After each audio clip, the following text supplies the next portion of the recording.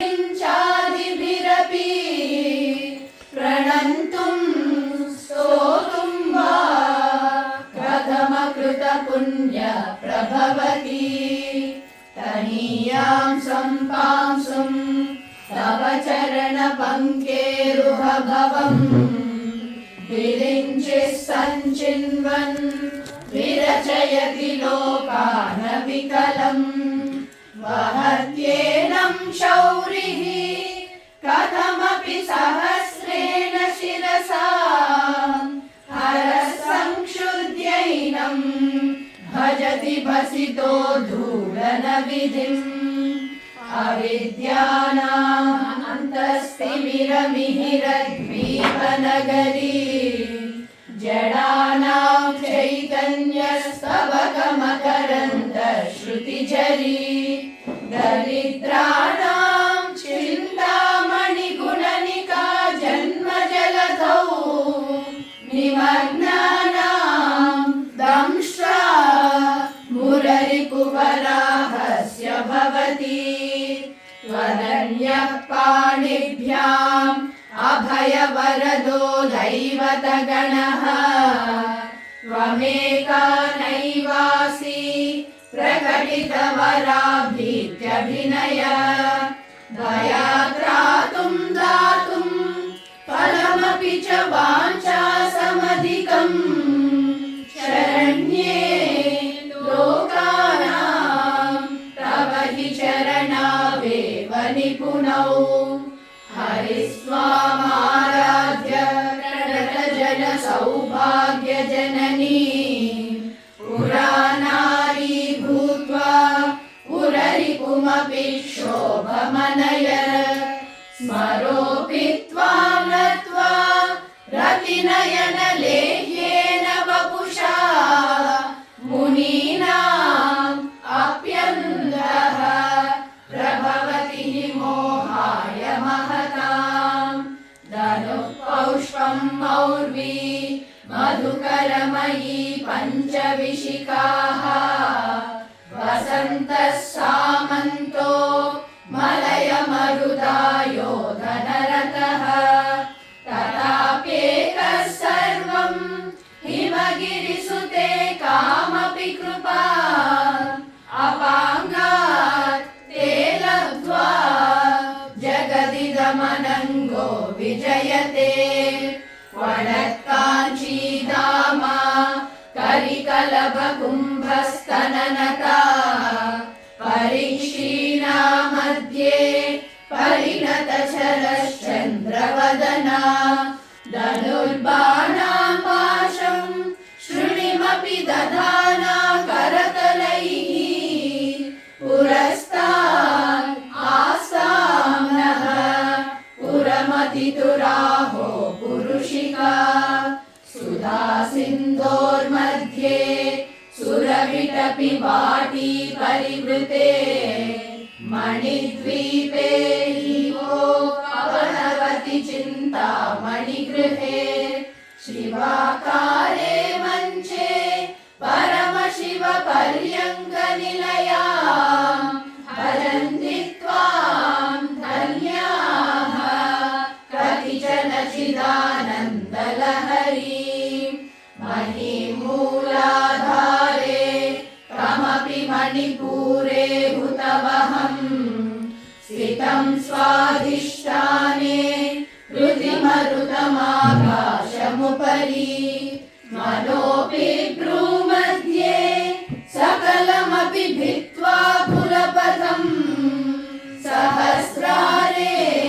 पद्मे सहरहसि पत्या विहरसे सुधाधारासारैः चरणयुगलान्तर्विगलितैः प्रपञ्चं सिञ्चन्ति पुनरपि रसाम्नाय महसः अवाप्य स्वां भूमिं भुजगनिभमद्युष्टवलयम् स्वमात्मानं कृत्वा स्वपिशिकुलकुण्डे कुहरिणी चतुर्भिः श्रीकण्ठैः शिवयुवतिभिः बीजभिरपि प्रभिन्नाभिः शम्भोः नवभिरपि मूलप्रकृतिभिः चतुश्चत्वारिंशत् वसुदलकलाशत्रिवलय त्रिरेखाभिः सार्धं तव चरणकोणाः त्वदीयं सौन्दर्यं तुहिनगिरिकन्ये तुलयितुं कवीन्द्राकल्पन्ते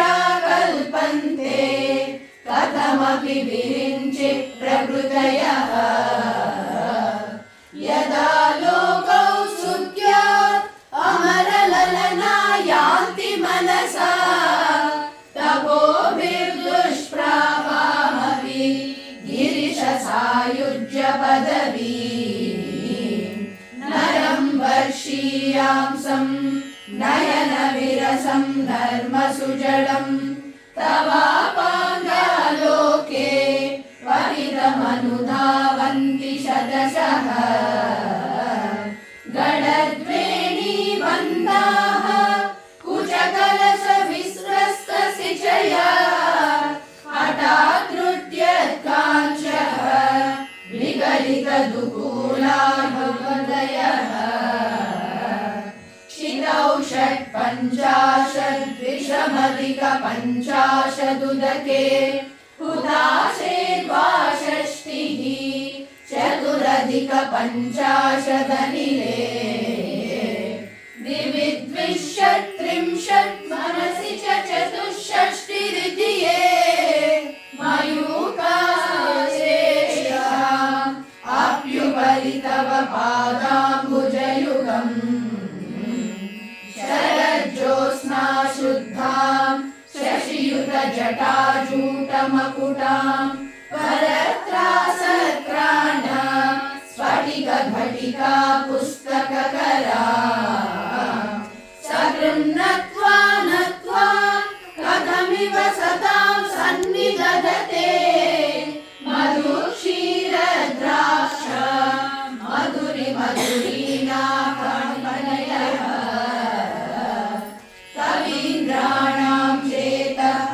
कमलवनबालातपरुचिं भजन्ते ये सन्तः कतिचिदरुणामेव भवति विरिञ्चिप्रेयस्याः तरुणतरशृङ्गारलहरी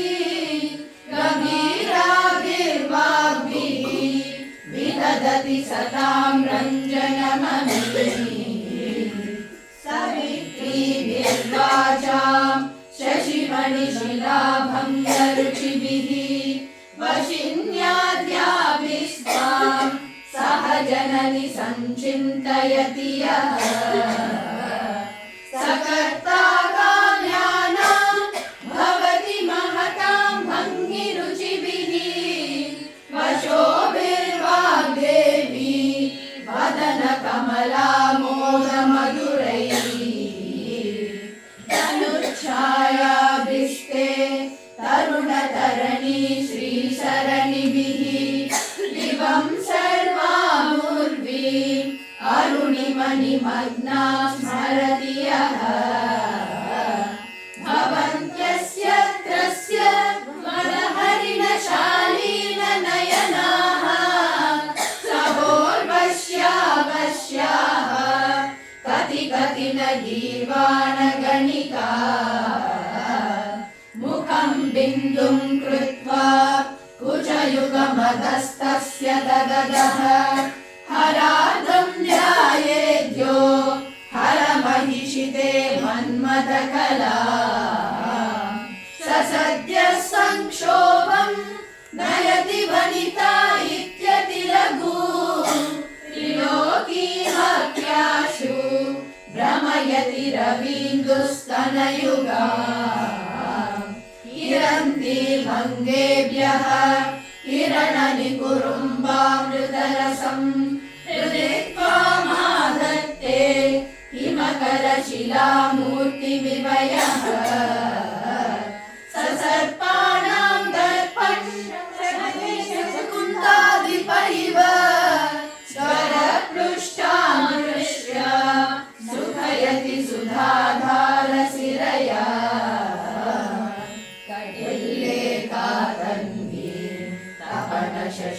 वैश्वानरमयी विशन्नां शन्नाम् अप्युपरि कमलानां तव कलाः महापद्माटव्यां मृदितमलमायेन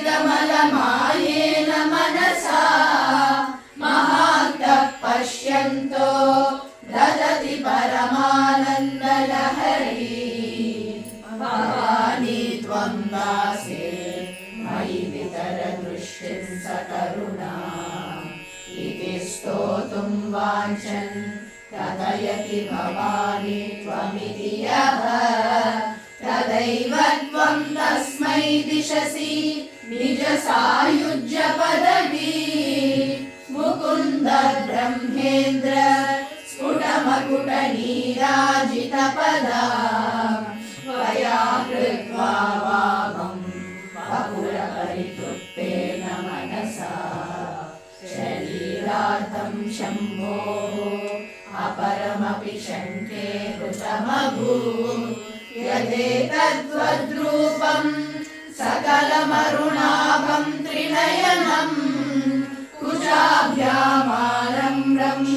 कुटिलशशिचूडालमकुटम् जगत्सूते धाता हरिरवतिरुद्रः शपयते स्फुर्वन्नेत स्वमपि वपुरीश स्थिरयति यदा पूर्वः सर्वं तदिदमनुगृह्णाति च शिवस्तवाज्ञाम्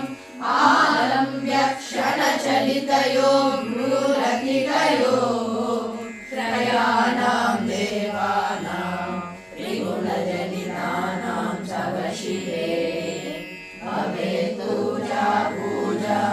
तव चरणयोर्या विरचिता तदा हि त्वत्पादोद्वहनमणिपीठस्य निकटे स्थिता ह्येते शश्वन् मुकुलितकरोतं समकुटाः विरिञ्चे पञ्चत्वं व्रजति हरिराप्नोति विरतिम् विनाशं विनाशो भजति धनदो याति निधनम् वितन्द्री माहेन्द्री विततिरपि सम्मीलितदृशा महासंहारेऽस्मिन् विहरति सति त्वत्पतिरसौ जपो जल्पशिल्पम् सकलमपि मुद्रा विरचना गतिर्प्रादक्षिण्य क्रमणमशनाद्याहुतिविधिः प्रणामसंवेशः सुखमखिलमात्मार्पणदृशा सपर्या पर्याय तव भवतु यन्मे विलसितम् सुरामर्यास्वाद्य प्रतिभयजरा मृत्युहरिणी विपद्यन्ते विश्वे विधि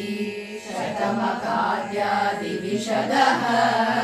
करालं यक्ष्वेलं कबलितवतः कालकलना शम्भो सन्मूलं तव जननि ताटङ्कमहिमा किरीटं वैरिञ्चं हरिहरपुरः कैटवविदः कठोरे कोडीरे स्खलसि जहि जम्भारिमकुटम् प्रणम्रे श्वेतेषु प्रसवमुपयातस्य भवनम् अवस्याभ्युत्थाने तव परिजनोतिर्विजयते स्वदेहोद्भूताभिः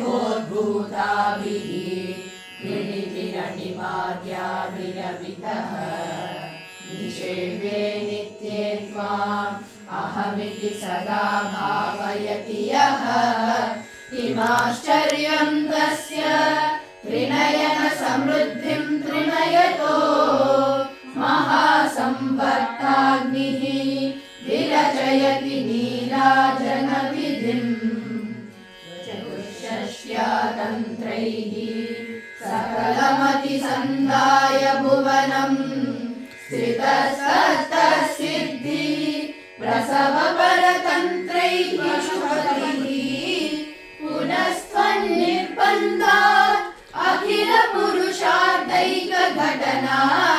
स्वतन्त्रं ते तन्त्रं क्षितितलमवादीतरहितम् शिवशक्तिः कामः क्षितिरधरदिः शीतकिरणः स्मरोऽहं सशक्रः सदनुज परामारहरयः अमीहृल्लेखाभिः शिशुभिरवसानेषु घटिताः भजन्ते वर्णास्ते तव जननि नामावयवता स्मरं योनिं लक्ष्मीं हृदयमिदमादौ तव मनोः निधायैके नित्ये निरवधि महाभोगरसिकाः भजन्ति त्वां चिन्तामणिगुणनिबद्धाक्षवलयाः शिवाग्नौ जुह्वन्तः सुरभिहृतधाराहुतिशतैः शरीरं त्वं शम्भोः शशिमिहिरवक्षोरुहयुगम् तवात्मानं मन्ये भगवति नवात्मानमनघम्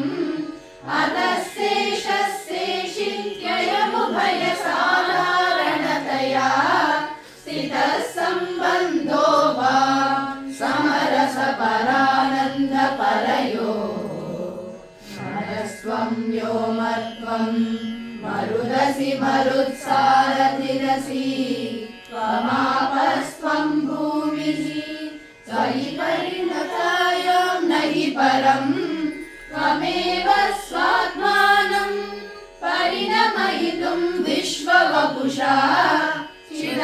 चिदानन्दाकारं शिवयुवति भावेन बिभृशे तवाज्ञाचक्रस्तं तपन शशिकोटिद्युतिधरम् परं शम्भुं वन्दे परिमिलितपार्श्वं परचिता यमाराध्यं भक्त्या रविशशिशुचीनाम विषये निरालोके लोके निवसति हि भालोकभुवने विशुद्धौ ते शुद्धस्फटिकविशदं व्योमजनकम् शिवं सेवे देवीमपि शिवसमानव्यवसितां लयोकान्त्यायान्त्याः शशिकिरणसारूप्य शरणे विधूतान्तर्ध्वान्त विलसति चकोरीव जगति समुन्मीलत्संवित् कमलमकरन्दैकरसिकम् भजेऽहं सद्वन्द्वं किमपि महतां मानसचरम् यदालापादष्टादशगुणितविद्या परिणतिः यदा दत्ते दोषात् गुणमखिलमद्यर्पय इव स्वादिष्ठाने उतमहमधिष्ठाय निरसम् तमीडे संवर्तं जननि महतीं तां च समया यदा लोके लोकान् दहति महसि क्रोधकलिते दयार्द्राया दृष्टिः शिशिरमुपचारं रचयति तलिद्वन्तं शक्त्या तिमिरपरिपन्थिः स्फुरणया स्फुरन्नानारत्नाभरणपरिणतेन्द्रधनुषं तव श्यामं मेघं कमपि मणिपूरैकशरणं निषेवे वर्षन्तं हरमिहिरतप्तं त्रिभुवनम्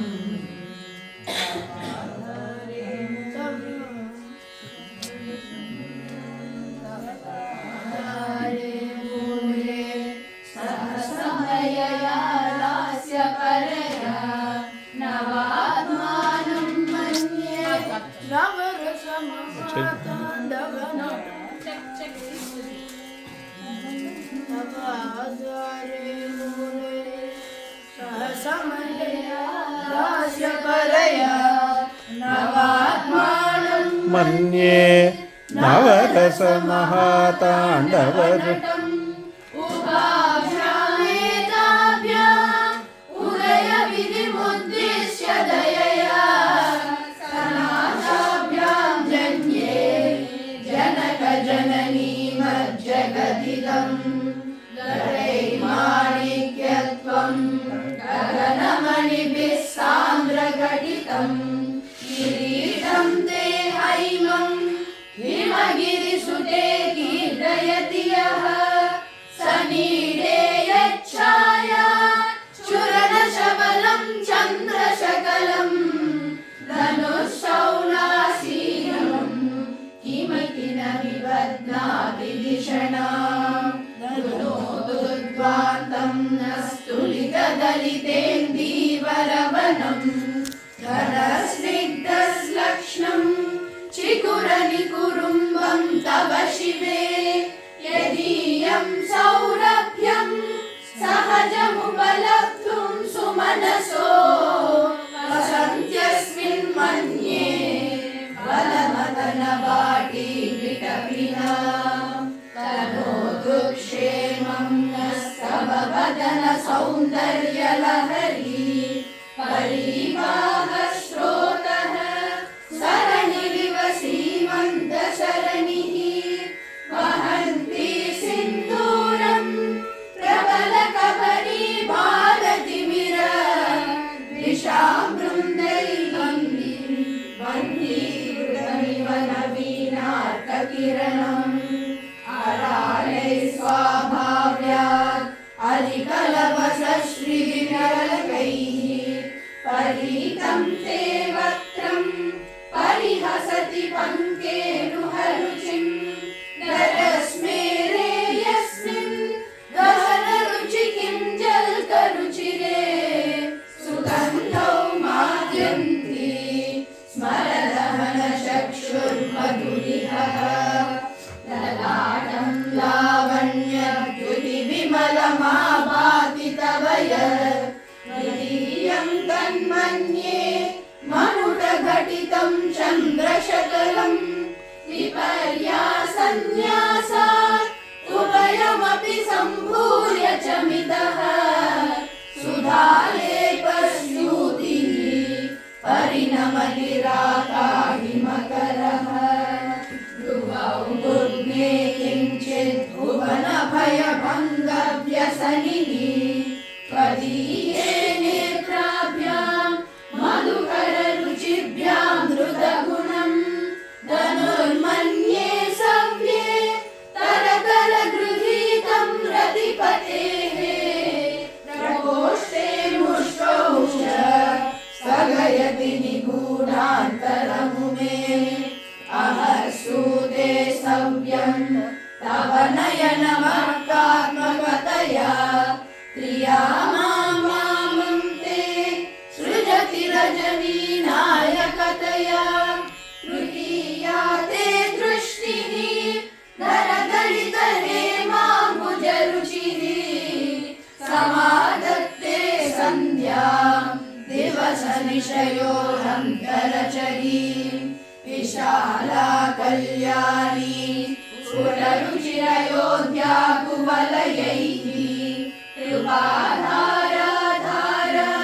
किमपि मधुरा भोगवतिका अवन्ती दृष्टिस्ते बहुनगरविस्तार विजया ध्रुवं तत्तन्नाम व्यवहरणयोग्या विजयते कवीनां सन्दर्भस्तवकमकरन्दैकरसिकं कटाक्षव्याक्षेप भ्रमरकलभौ कर्णयुगलम् अमुञ्चन्तौ दृष्ट्वा तव नवरसास्वादतरलौ असूया संसर्गात् अलिकनयनं किञ्चिदरुणम् शृङ्गाराद्र तदितरजने कुत्सनपरा सरोषा गङ्गायां गिरिश हराहिर्यो भीता सरसिरुह सौभाग्यजननी सखीषु स्मेराते मयि जननि दृष्टिः सकरुणा गरे कर्णाभ्यर्णं गरुड इव पक्ष्माणि ददति पुराम्बे दुश्चित्त रसमरसविद्रावणफले इमे नेत्रे गोत्रा नरपति कुलोत्तं सकलिके तवाकर्णाकृष्ट स्मरशरविलासं गतयतः विभक्तत्रैवर्ण्यं व्यतिकरितलीलाञ्जनतया विभाति त्वन्नेत्र हृदयमिदमीशानदयिते पुनः स्रष्टुं देवान् गृहिणहरिरुद्रानुपरतान् रजसत्त्वं बिभ्रतम इति गुणानां त्रयमिव पवित्रीकर्तुं नः पशुपतिपराधीनहृदये दयामित्रैर्नेत्रैः अरुणधवलश्यामरुचिभिः ददर्शोणो गङ्गा तपनतनयेति गृहमं त्रयाणां पीतानाम् उपनयसि संवेदमनघम् निमेषोन्मेषाभ्यां प्रलयमुदयं याति जगति तवेद्याहुः सन्तो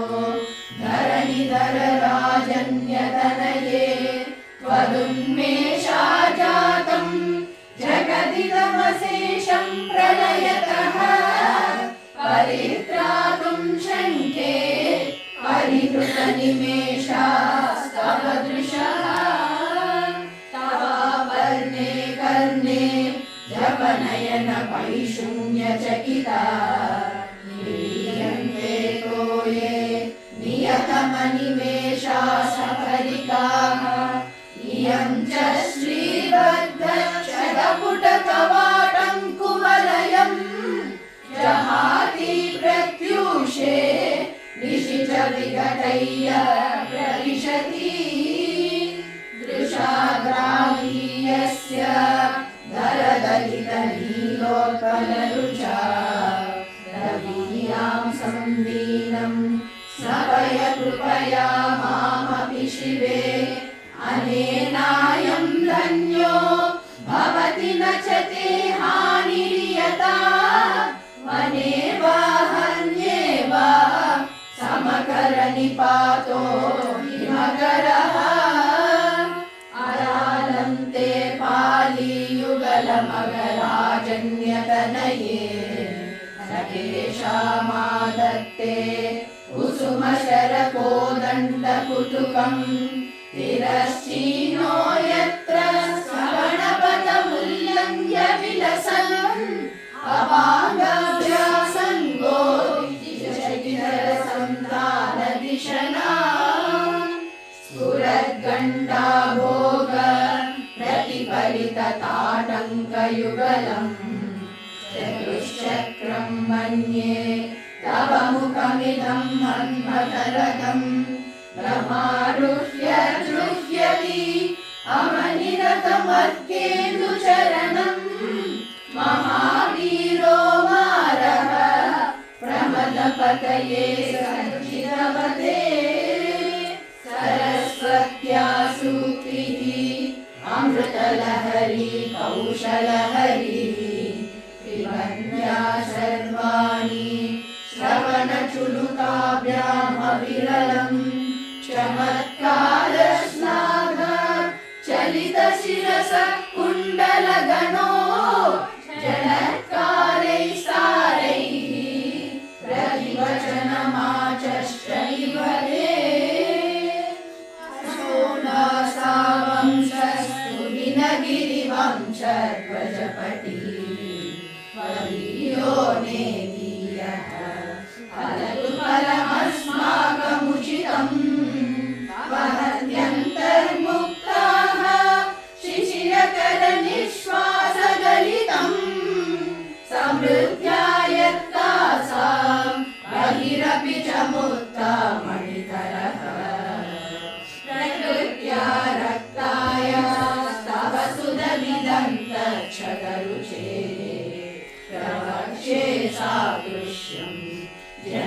तु फलं विद्रुमलता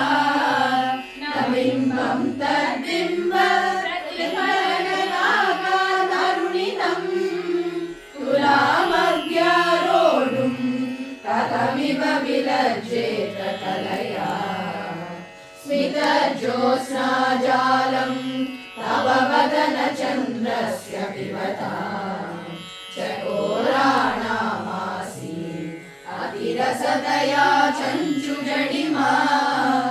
अतस्ते सीतांशोः अमृतलहरी माम्लरुचयः पिबन्ति स्वच्छन्दं निशि निशि वृषं काञ्चिकधिया अविश्रान्तं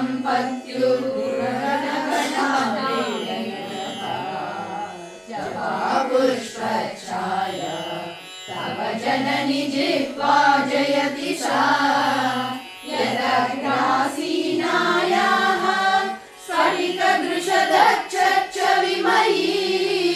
सरस्वत्या मूर्तिः परिणमति माणिक्यवपुषा रणे जित्वा दैत्यान् अपहृतशिरस्त्रैकवचिभिः निवृत्तैश्चण्डांश त्रिपुरहर निर्माल्य विमुखैः विशाखेन्द्रोपेन्द्रैः शशिविशदकर्पूरशकला विलीयन्ते मातः तव वदनताम्बूलकमला विपञ्चा गायन्ति विविधमपदानं पशुपते स्वयारभ्ये वक्तुं चलितशिरसा साधुवचने तदीयैर्माधुर्यैर्प्रबलपिततन्त्रीकलरमा निजामीनामानि निचुलयति चोलेन निवृतम् कराग्रेण स्पृष्टं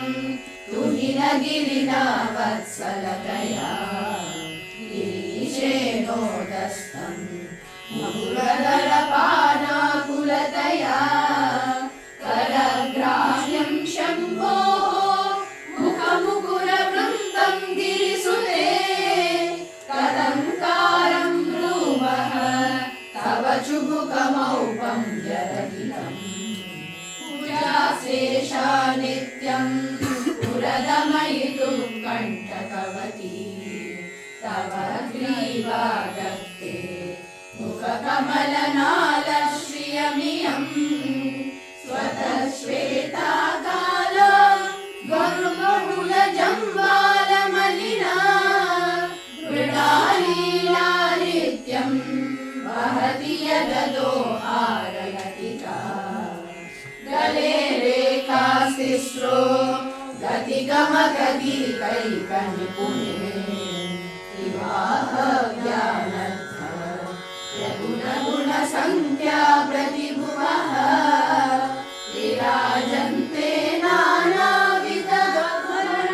नानाविधगमनाकरभुवा त्रयाणां ग्रामाणां श्रीयसीमानयिवते मृणाली मृद्वीनां तव भुजलतानां चतुर्षुणां चतुर्भे सौन्दर्यं सरसिज भवस्तौति वदनैः नखेभ्यः सम्प्रस्यन् प्रथममदनादन्ध्रकलिपो चतुर्णां शीर्षाणां सममभयहस्तात्मनधिया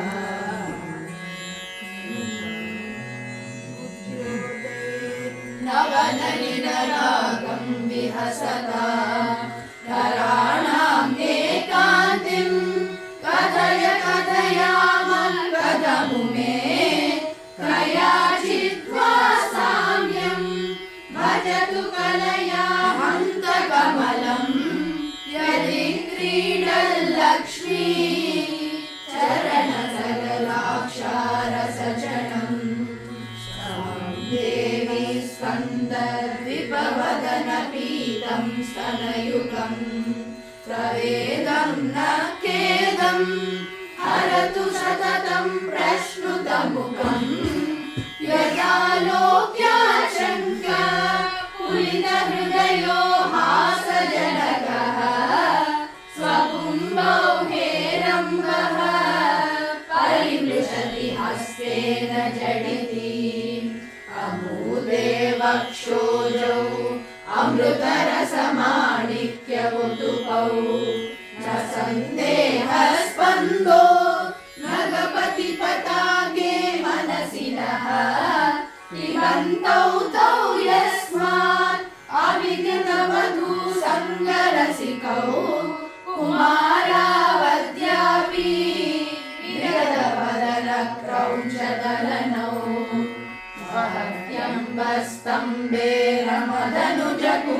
महत्यम्बस्तम्भेरमदनुजकुम्भप्रकृतिभिः समारब्धां मुक्तां हारलतिकां कुचामोहो बिम्बाधररुचिविरन्तः शबलिकां प्रतापव्यामिश्रां पुरदमयितुं कीर्तिमिवते सन्यं मन्ये धरणिधरकन्ये हृदयतः पयपारामारः परिवहति सारस्वतमिव दयावत्या दत्तं द्रविडशिशुना स्वाजतवयत् कवीनां प्रौढानाम् अजनिकमनीयः कवयिता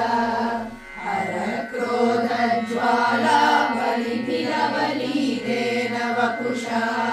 गभीरे तेनाभि सरसि कृतसङ्गो मनसि जहात् समुत्तस्थौ तस्मात् अचलतनये धूमलतिका जनस्तां जानीते तव जननि रोमावलिरिति कालिन्दी तनुतरतरङ्गाकृतिशिरे वृषे मध्ये किञ्चित् जननि तव यद्भाति सुधिया विमग्नादन्योन्यं कुचकलशयोरन्तरगतं तनुभूतं व्योम प्रविशदिव नाभिं कुहरिणीं स्थिरो गङ्गावर्तस्तनमुकुलरोमावलिलता कलावालं कुण्डं कुसुमशरतेजोहुतभुजः रते लीलागारं किमपि तव नाभिर्गिरिसुते विलद्वारं सिद्धे गिरिशनयनानां विजयते शीलस्य कनकप्रभरेण क्लमजुषो नमन्मूर्ते नारी तिलकशनकैः चिरन्ते मध्यस्य त्रुटिततटिनी धीरतरुणा समावस्थास्येन्नो भवतु कुशलं शैलतनये कुशौ सद्यस्विद्यत्तटघटितपूर्वासविधुरौ कषन्तौ दोर्मूले कनककलशाभौ कलयता कशत्रातुं भङ्गात् अलमिति बलग्नं तनुभुवा त्रिधानद्धं देवी त्रिवलिलवली वल्लिभिव विस्तारं क्षितिधरपतिः पार्वतीनिजात् नितम्बादाचिद्य त्वयि हरणरूपेण निददे अतस्ते विस्तीर्णो गुरुरयमशेषां वसुमती नितम्बप्राभारः स्थगयति लघुत्वं नयति च करीन्द्राणां शुण्डान् कनककदली काण्डपटली उभाभ्यामूरुभ्याम् उभयमपि निर्जित्य भवति सुवृत्ताभ्यां पत्युः प्रणत कटिनाभ्यां गिरिसुते विधिज्ञे जानुभ्यां विबुधकरिकुम्भ द्वयमसि पराजेतुं रुद्रं द्विगुणशरगर्भौ गिरिसुते निषङ्गौ जङ्गेते विषमविशिको बाणमकृत यदग्रे दृश्यन्ते दशशरफला पादयुगली नखाग्रच्छन्मानः सुरमकुटशाणैकनिशिता श्रुतीनामूर्धानो ददति तव यौ शेखरतया ममाप्येतौ मातः शिरसि दयया देहि चरणौ ययोपाद्यं पातः पशुपति जटाजूटकटिनी ययोर्लक्ष्या लक्ष्मी अरुणहरिचूडामणिरुचिः नमो वागं द्रुमो नयनरमणीयाय पदयो तवास्मै द्वन्द्वाय स्फुटरुचिरसालक्तकवते असूयति अत्यन्तं यदभिहननाय स्पृहयते पशूनामीशानः प्रमदमनकं केलितलवे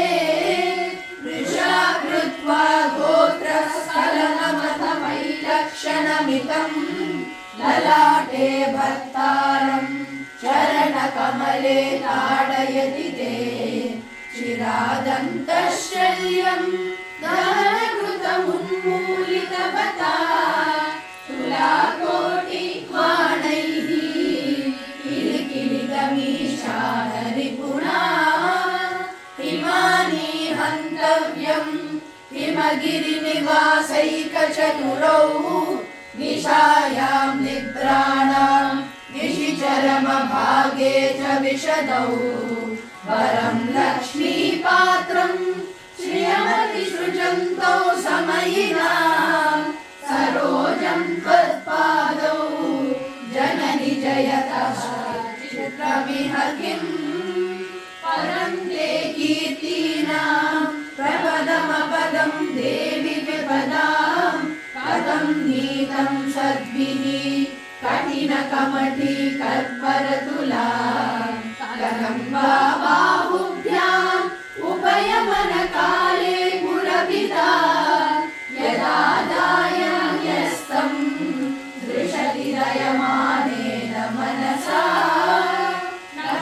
नखैनागस्त्रीणा करकमलसङ्कोचशशिभिः तरूणां दिव्यानां हसत इव ते चण्डिचरणौ फलानि स्वस्तेभ्यः किसलयकराग्रेण ददता दरिद्रेभ्यो भद्रा श्रियमनिशमनाय ददकौ ददाने दीनेभ्यः श्रियमनिशमाशानुसदृशी अमन्दं सौन्दर्यं प्रकरमकरन्दं विकिरति तवास्मिन् मन्दार सबक शुभगे यातु चरणे निमज्जन्म जीवः करणचरणः शत्ररणता अन्यासक्रीडा परिचयमिवारब्धु मनसः स्खलन्तस्ते खेलं भवनकलहं सारजहति अतस्तेषां शिक्षां सुभगमणिमञ्जीरललिता चक्षाणं चरणकमलं चारुचरिते लतास्ते मञ्चत्वं गृहिण हरिरुद्रेश्वर भृतः शिवस्वच्छाया घटितकपट प्रच्छदपटः त्वदीयानां भासा प्रतिफलनरागारुणतया शरीरे शृङ्गारो रसैव दृशां योगिकुतुकम् अरारागे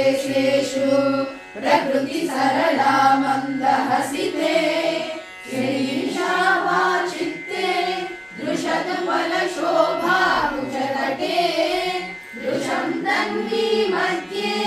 ऋतुरुरसिजारोह विषये जगत्त्रातुं शम्भोः जयति करुणा काचिदरुणा कलङ्कस्तूरी रजनिकरबिम्बं जलमयम् कलाभिः कर्पूरैः मरकरण्डं निमीलितम् अतस्त्वद्भोगेन प्रतिदिनमिदं रिक्तकुहरम् विधिर्भूयो भूयो निमीलयति नूनं तव कृते पुरारागेरन्तः पुरमसि ततश्चरणयोः सपर्या मर्यादा तरलकरणा नाम सुलभा तथा ह्येते नीताः शतमकमुखा सिद्धिमतुला तव द्वारोपान्तः स्थितिमिलनिमाद्या विरमराः कलत्रं वैदात्रं कति कति भजन्ते न कवयः श्रियो देव्या को वा न भवति पतिकैरपि जनैः महादेवं हित्वा तव सति सती नाम चरमे पूजाभ्यामासङ्गः कुरवकतरोरद्य सुलभः गिरामाहुर्देवीं गृहिण गृहिणीमागमविदो हरे पत्नी पद्मां हरसहचरीमद्रितनया तुरीया काव्यत्वं दुरधिगमनिस्सीममहिमा महामाया विश्वं भ्रमयसि परब्रह्ममहिषी कदा काले मातः कथय कलितालक्तकरसम् पिबेयं विद्यार्थी तव चरण निर्मेयजलम् प्रकृत्या मूकानामपि च कविताकारणतया सदा दत्ते वाणी मुखकमलताम्बूररसदा सरस्वत्या लक्ष्म्या विधिहरिसपत्नो विहरते रते पातिव्रत्यं शिथिलयति रम्येन वपुषा चिरञ्जीवन्नेव क्षपितपशुपाशव्यतिकरः परानन्दाभिख्यं रसयति रसं त्वद्भजनवान् प्रदीपज्वालाभिः दिवसकरनीराजनविधिः सुधासूते चन्द्रो फलजललतैर्यरचना स्वकीयैरम्भोभिः सलिलनिधि सौहृद्यकरणम् त्वदीयाभिर्वाग्भिः